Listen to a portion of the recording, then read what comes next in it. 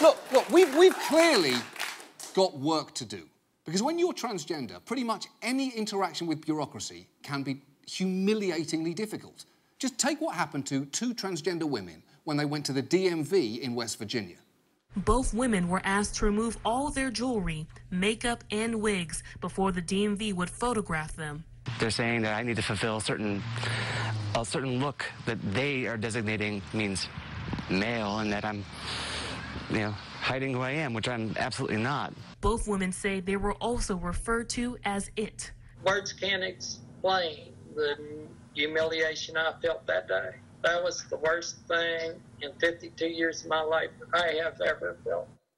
Listen, I'm not saying anyone has a good DMV experience, but that is the worst I have ever heard. And for the record, you get to pick virtually everything else on your driver's licence. They ask you your weight. They don't weigh you like a prize hog. Plus, the whole idea of a driver's licence photo is to present how you look from day to day. That's why DMV employees tell you not to smile, because they can't imagine anyone whose normal existence involves happiness in any form. And even in organisations that have seemed willing to change, that change has come frustratingly slowly. Take the military. Both the Secretary of Defence and President Obama have indicated they are open to transgender troops being able to serve. And yet, they're still banned from enlisting because of weirdly archaic restrictions on things like defects of the genitalia, such as change of sex, and psychosexual conditions, including but not limited to transsexualism and transvestism. Our current recruitment poster is essentially, I want you, maybe, after we talk about your genitals for a bit. I know that's weird, but for the moment, this is apparently how we do things. And yet, even despite those restrictions on enlistment, by one estimate, there are currently 15,000 transgender service members.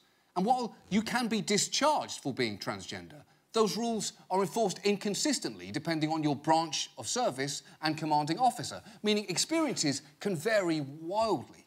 For some, like Logan Ireland, it can be great. What I like about this deployment is I can be my authentic self. I'm just another guy, whereas back home, I'm still seen as female and I go by female regs and standards. Here in Afghanistan, a war zone, it's like a vacation to me because I can be myself in such an austere environment. It is not a great sign for how we treat transgender people that Afghanistan is a place where you can be yourself. That is the least likely tourism slogan for Afghanistan.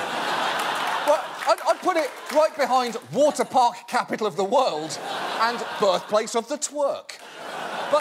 But compare that with the experience of Captain Jacob Eleazar of the Army National Guard, who faced discharge for being transgender despite his own commander's support and the fact he was being awarded a medal.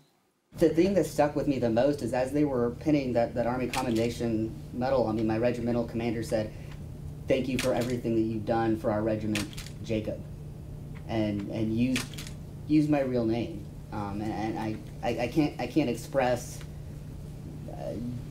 just the emotion of that juxtaposition. It's like you're kicking me out, but you're acknowledging me for myself and giving me an award at the same time. That's utterly ridiculous. They gave him an award and then tried to kick him out. It's pretty much what Hollywood did to Cuba Gooding Jr., and that wasn't okay either.